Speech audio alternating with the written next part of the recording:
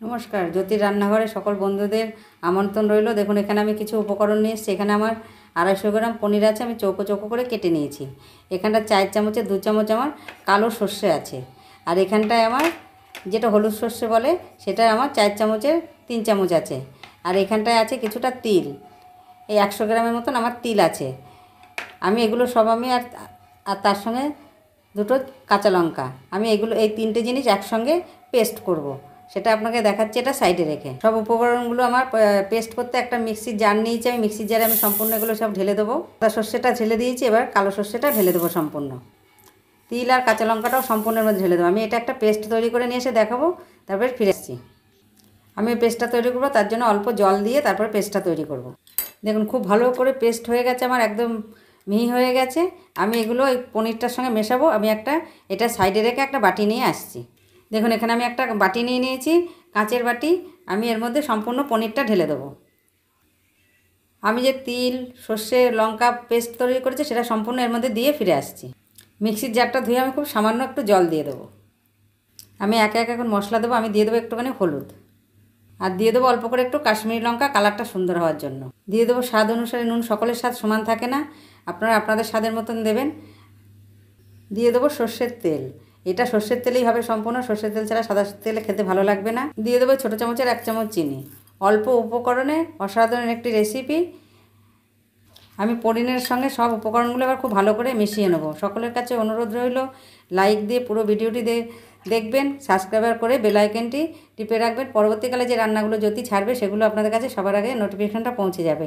আমি এগুলো সব ভালো করে মিশিয়ে ফিরে দেখুন, সব খুব ভালো করে মিশিয়ে নিলাম। চলেন এবার গ্যাসে ফিরে যাই। দেখুন, গ্যাসে ফিরে যাওয়ার আগে কলাপাতা দেখাই, যেহেতু আমি পাতুরি করবো সেই জন্য আমার কিছুটা কলাপাতা লাগছে। এবার চলুন গ্যাসে ফিরে যাই। দেখুন, এখানে গ্যাসটা জেলে আমি একটা ফ্রাই প্যান বসিয়ে দিয়েছি। আমি এই ফ্রাই প্যানের মধ্যে আমি কলাপাতাটা পেতে দেবো। 2টো কলাপাতা আমি পেতে দেবো, পেতে ফিরে আসছি। দেখুন, ওইটার উপরে আরও 2টো কলাপাতা আমি পেতে দিলাম। আমি এখন এই মিশ্রণটি এর মধ্যে দেব। দেখুন, মিশ্রণটি আমি এখন এর মধ্যে সম্পূর্ণ ঢেলে দেবো।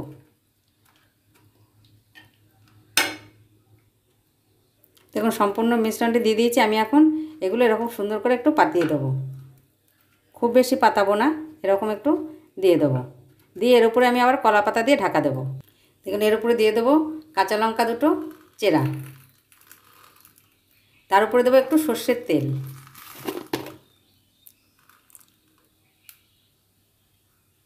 ব্যাস, আমি এর উপরে কলাপাতা দিয়ে ঢাকা দেবো। এর উপরেই 2টো কলাপাতা আমি আবার দেবো। আমি এখন এটা ঢাকা দিয়ে 10 মিনিটের জন্য রেখে দেবো। 10 মিনিট বাদে ফিরে আসছি। দেখুন, আমি ঢাকা দিয়ে দিয়েছি। ঢাকা দিয়ে আমি 10 মিনিট বাদে ফিরে আসবো। গ্যাস একেবারেই কমিয়ে রাখতে হবে, গ্যাস বাড়ালে চলবে না। গ্যাস বাড়ালে তাহলে পুড়ে যাবে, তাহলে পনিরগুলো ঠিক মতন পাতুরিটা হবে না। আমি 10 মিনিট বাদে ফিরে আসছি। দেখুন, ফিরে এলাম 10 মিনিট পরে। আমি এবার ঢাকনাটা খুলে দেখব কীরকম হয়েছে। দেখুন, পাতাটা সরিয়ে আপনাদের দেখাচ্ছি। এই দেখুন, এরকম হয়েছে। আমি এটা আবার উল্টে দেবো। কী করে উল্টাবো সেটা আপনাদের দেখাচ্ছি। দেখুন, ঢাকনাটাও গরম আছে, সেই জন্য আমি এর মধ্যে একটা কাপড় দেবো। দিয়ে ফ্রাই প্যানটা ধরে আমি এরকম করে ধরে উল্টে নেব। দেখুন, উল্টে দিলাম। এবার আমি আস্তে করে পাতাটা ধরে নামিয়ে দেবো এর মধ্যে। আস্তে করে পাতাটা এর মধ্যে নামিয়ে দেবো। দেখুন, পাতাটা এরকম করে নামিয়ে দিলাম। সুন্দর হলো। আমি আরও 10 মিনিট ঢাকা দিয়ে করে ফিরে এসে আবার দেখাবো আপনাদের। দেখুন, এই পাশটা এরকম হয়েছে, ওই পাশটাও এরকমই হবে। আমি আরও 10 মিনিট পরে আসবো। অতি পুরনো দিনের একটি রান্না, নিরামিষ একটি রান্না। দেখুন, ফিরে এলাম আরও 10 মিনিট পরে। এবার আমি এটা উল্টিয়ে দেখবো কীরকম হয়েছে। এবার আমি নামাবো। এবার পাতাগুলো সরিয়ে দেখবো। দেখুন, কত সুন্দর হয়েছে। ওই পিঠটা 10 মিনিট আগে এবার নামিয়ে আপনাদের দেখাবো। দেখুন, কত সুন্দর হয়েছে পনির পাতুরি। আমার এই পনির পাতুরি আপনাদের কীরকম লাগলো কমেন্ট বক্সে অবশ্যই জানাবেন। একটি নিরামিষ রান্না, রুটি পরোটা গরম ভাতের সঙ্গে খেয়ে দেখুন, আশা করি খুবই ভালো লাগবে।